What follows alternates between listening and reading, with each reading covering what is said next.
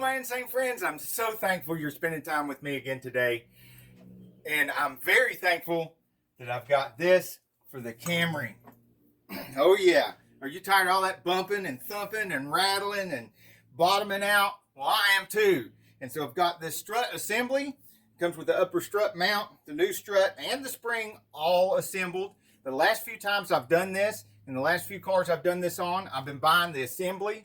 And man, I'm telling you, this is so much faster and easier than doing the deal with buying the strut separately and then compressing all this and then maybe end up having to go back later and change the upper strut mount, all that kind of stuff. We just skip all that and go right to popping this on quick and easy. Well, at least it's quick and easy because we've got the Milwaukee Fuel cordless lithium ion.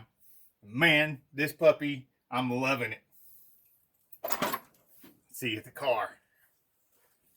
Insanely cool cars, tool reviews, and auto repair videos. When we get done, this is going to look like this. Now, before I even point out the tools and parts you need for doing this job, I want to show you something else. If you're on the fence about buying struts and replacing them. Remember my video? I was comparing the Dextero tires to the Goodyears, and these were brand new tires not too long ago. Look at that. Look at all that inside. And there's still tread in the middle, but on this inside, having bad struts and wore out struts, the spring isn't the only thing that holds the car up. The gas charge inside the strut also helps push up and raise the car. When your struts are bad and you lose that extra lift, the car drops down a little bit, and that changes the camber because it's attached right here. And when that changes the camber, you get abnormal tire wear. So you inside the car are not the only one suffering when you got bad struts. Your tires are suffering too. Now here's where we get to the meat of the situation. Number one, I'm using my nice quick pump up jack that's aluminum because I am getting, it's really hurting me trying to drag that big steel one around all the time, and that thing's lightweight. Definitely using safety jacks. Should have put the wood underneath of them, but it's been dry for a long time, so we're all right. Don't do anything I do in my videos. You end up burnt, bruised, and bleeding just like me. Don't even do anything you hear me say in my videos. So, and my swivel socket set, we're going to be using the 14, the 12, and maybe the 15 on assembly. My Aries flip socket set, which turned out to be great. I'm glad I bought this thing to replace my old flip sockets. My old flip sockets were good, but there was pieces missing over 20-30 years. Some stuff is going to walk off. 22 millimeter wrench, pair of vice grips, of course the Milwaukee, which is just absolutely awesome. An old rag to protect things that we're not working on. And let's get to it. And don't forget something to park your butt on.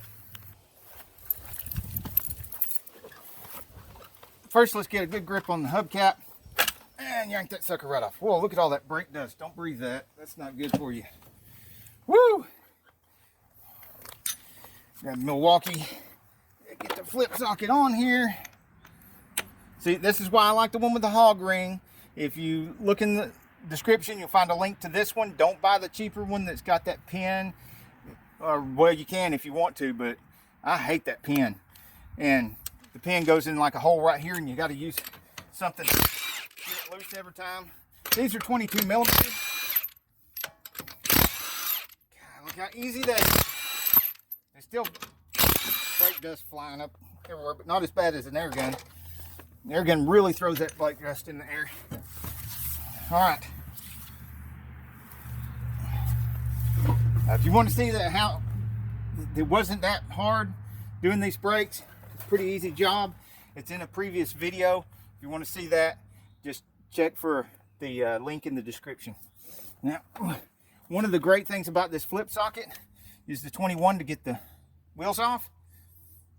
And you just flip it over for the 22, and that fits the bolts we need for the, but we're not going to grab the bolts off of there just yet, because the first thing we're going to do is take this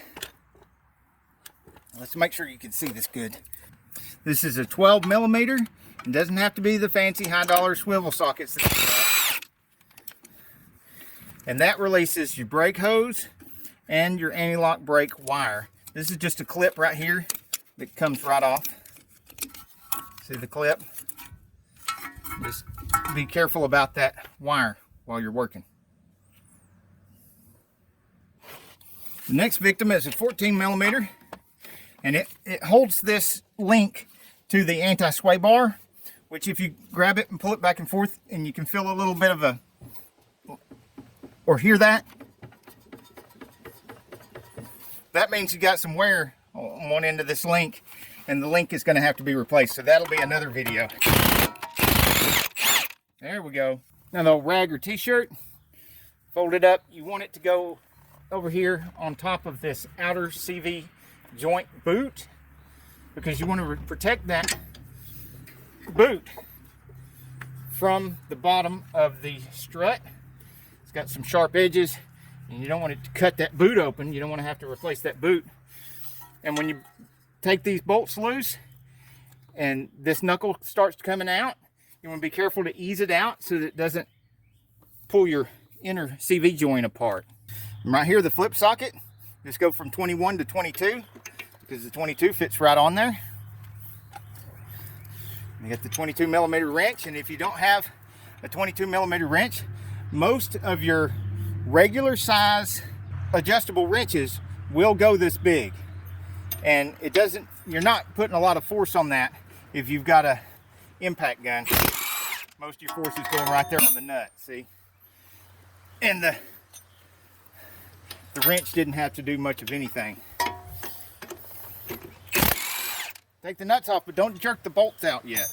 First, I do the bottom one, because when I pull the bottom one out, it doesn't flop out at you. When you pull the top one out, it's going to try to start coming out. So I like to put it a little bit in there so that it holds it for me, and then I go to the top and get the nuts out. Sorry about the shadow, guys. This is a 14 millimeter. We got 3 nuts here. Now I'm going to put this one back on just a little bit so that the thing doesn't drop down violently. Take the third nut out. Set all those aside. You got a piece right here. I'm going to lift up from the bottom on the strut. Take this washer type thing, set it aside. Now it's ready to come down, but we got to go to the bottom and make sure it doesn't just jerk down onto the CV joint. Okay, we've got our last bolt right there that was part way in. And we got 2 things to worry about here, the strut assembly and the knuckle. The knuckle, I'm letting it come out a little bit, and then I push it toward the front of the car, and that rotates the everything out of the way, and then I let it rotate back as I get the strut down, and then take the strut assembly out. You want to do everything slowly here so it doesn't jerk and jerk your inner CV apart. Look at this, look at this. Oh my gosh. Yeah. Warning, warning. Spring under compression. Do not remove nut. Serious injury may result. Now they ain't freaking kidding about this. I tell you what, when they used to take these things apart, put them on the spring compressor, one of the places I worked at that we did a lot of this kind of stuff, there was well, that old building ain't there anymore. It's a brand new building now, but the building I worked in back in the day, where the spring compressor was, if you looked straight up, you could see where one day a guy had one of these in the spring compressor, and he was compressing it, the old one I mean, and was going to put the new strut in there and everything. And when you go take this nut loose right here, this nut right here, never take this nut loose right here. You want to work with these 3 nuts right here. Don't mess with that nut. And I'll tell you why. Because he had it in the spring compressor. He's going after that with the air gun. And it shakes the whole thing. It twists it and jerks it around. And sometimes it'll rattle it loose from the spring compressor. And luckily, his head was back out of the way. It didn't take his head off. It didn't break his jaw or anything like that, because it missed his head. And the roof is like 20 feet up, because you got to have like 13.5 feet just for a lift. But the roof is like 20 feet up there. And even after traveling 20 feet straight up, it still had enough velocity. It punctured a hole in the metal roof. And there's a patch there where they patched the hole. And you could still clearly see it was the shape of the spring. And the spring had gone through there. You know, it turned sideways by the time it got up there. And it boom, right through that roof. And man, that is a lot of power. A lot of power. You don't want to release that. You don't want to mess with that nut. And if you're going to do this, this is why I like doing it this way. You just buy the whole assembly. Somebody else has done the dangerous stuff with the spring compressor and putting all this together. Once that nut is nice and tight, then it's good to go. Just don't mess with that big nut in the middle. Now, this, you're not going to see it coming up through, but this is a little bit, takes a little bit of strength here, because you got to line this up, the bottom and the top at the same time. Got to get that in there just right before these protrude up the top. Woo! There we go. Now we're getting somewhere. And you got to hold it the whole time and get one of these nuts started. There we go. Woo! All right, now I can carefully manipulate this knuckle and the strut assembly at the same time. Remember, we're trying to be careful not to pull that inner CV joint apart, because we just create a lot more work if we do that. Don't want to pull that sucker apart. Need one of these big bolts here, and you don't want too much of your rag in between that CV joint and here, or you get trapped where you can't get your rag out. Sometimes it's easier to use a piece of cardboard here, because the cardboard don't get folded up on itself and get bigger, and it won't get trapped in there. There we go. That's better. Okay. Usually got to push down on that a little bit to get that started. Wow, there we go. Go ahead and put that other bolt in there too while we're at it. All right, now go ahead and get the rag out, because if something's pinched and you're going to have a hard time with the rag, you want to know now before all these nuts are tightened up. All right, so that's in there. The inner joint is still good and together. No damage on the outer joint. Got the little clip here that goes right there in those two holes. Got these two big nuts. Just go ahead and get them started. Now I put some anti-seize. I'll show you what I mean. I put some anti-seize right here, just a little bit on the thread, a little bit on the threads. You don't have to go all the way around, because when the nut goes around, it'll spread it around. And definitely put some on this this little guy right here, which we're going to be putting new ones of these on soon. That way they won't be such a bother later on. Be easy to work with. Now, you can either do that or put Loctite on them. Loctite's an even better choice. If you put Loctite on them, it'll keep them from corroding or rusting.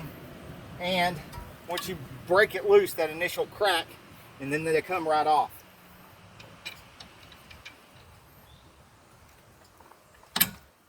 Woo, look at that.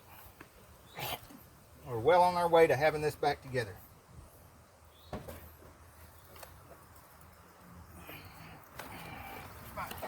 22.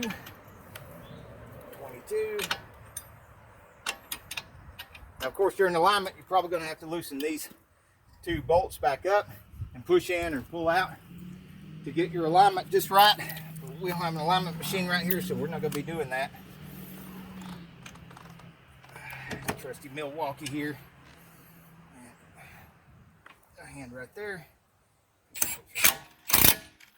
I'm pushing in with the heel of my hand while holding that with my fingertips. Once I get that top one tight, then I don't have to do that anymore. There we go. If you want to know the actual specs and you want me to put those in the comments below, just let me know. I want me to put them in the description below, Just let me know in the comments that you want that, and then I'll look them up and I'll do that. These things are so huge, I just put a good tightening on them like lug nuts. These are even bigger and beefier than lug nuts are, so why not tighten them, you know? Anything else, you better be really careful hitting it with that Milwaukee fuel, because that Milwaukee fuel is dangerously powerful. Dangerously powerful. A lot of power in that sucker. These are 12 millimeter. It gets this. Well, that one's not. That's the 11. That's the wrong size. This is the 12 millimeter. That's what we need for tightening that. Now, you shouldn't even use this for tightening this. I'm going to be very careful with it. The trigger on this does give you the ability to just barely touch the trigger and just barely go around. Look how you look at that. You can go so slow. You can speed up a little bit and you go really slow, or you can just bam. That's a good trigger. I like that. I like everything about this air gun. Well, not air gun. I'm so used to using the air gun, but this impact is just pretty awesome. Pretty awesome. It's so good to be off of that air hose, not having used that air hose. And we got, let's see what we got here. We still got 2 divots, which is about 50% of this 5 amp hour battery. It is the red lithium, so that's one of the really good ones. But you know, they have like a 12 amp hour battery. I don't just see any need in that, because this is the 7th job with the 5 amp hour battery. And it stands to reason, if you get 7 jobs like this out of a 5 amp hour battery before you're halfway, then we might get 14, 15 jobs out of this battery before having to charge it. That's a heck of a lot less electricity than what I was using to keep that air tank pumped up. I mean, y'all seen my video on modifying the air compressor. So you know I got this big bruising air compressor. That eats up a lot more electricity than charging up that battery does. I've always enjoyed keeping the air compressor outside under an awning, so that I'm gonna be Loctite on these, because of the amount of noise you get from a really big air compressor. 8, 10, and 12 hour days is a big air compressor pounding away at your ears and give you a nice headache. And so it's nice to have it outside, but you don't realize just how much of that noise still makes it inside, or when you're working just outside the shop and near the air compressor, all that, until you're not having to listen to it anymore. And then you're just like, you know, those 8, 10 hour days aren't quite as brutal without all that racket going on, that headache. Now these new Loctite containers, they have this this new nozzle here. When you get done, if you just push that down immediately, some of your product's going to squirt out and you're going to lose some of it. So I like to stand it up and let it run down, or take the last fastener. Oh, see it start running down now? It's starting to go back down in there now. And see it going and going. It's almost all down in there. Then you push it. Oh, see that little bit that come up to the top? I'm going to use that on this last nut here. And this one right here that's been holding the thing up the whole time, I'm going to run this one down to hold up the weight of the strut. And I'm going to take this one off. I said I was.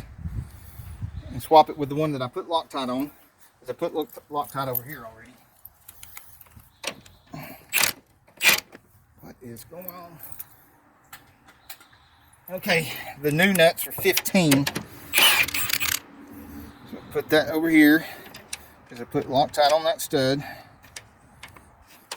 Put Loctite on this nut. So I'm going to put it over here on the stud without Loctite. Now they both got Loctite. Now, hit those things. And you be careful, because this thing is strong, and these aren't as big and beefy as those other ones. So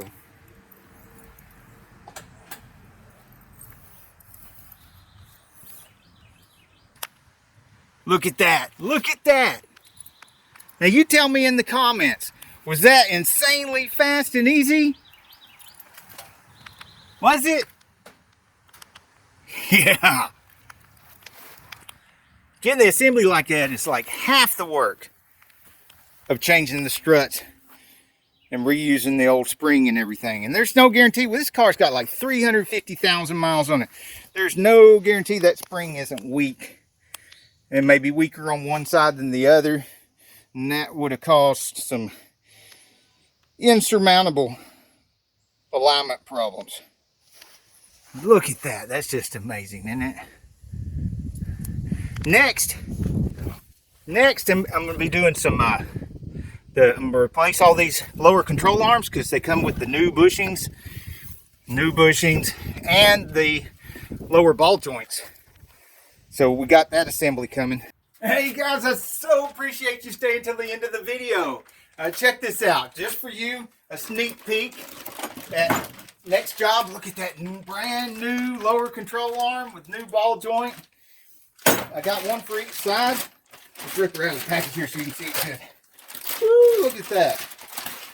Shiny and new. And see, it's got all the bushings and everything in there.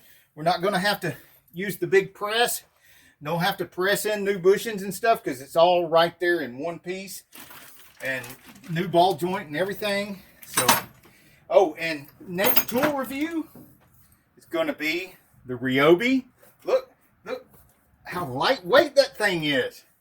And of course, I've got all these other Ryobi with the same batteries and everything. So we're going to be checking that out. It's going to be an unboxing and review and real world testing, just like I do with the other tools.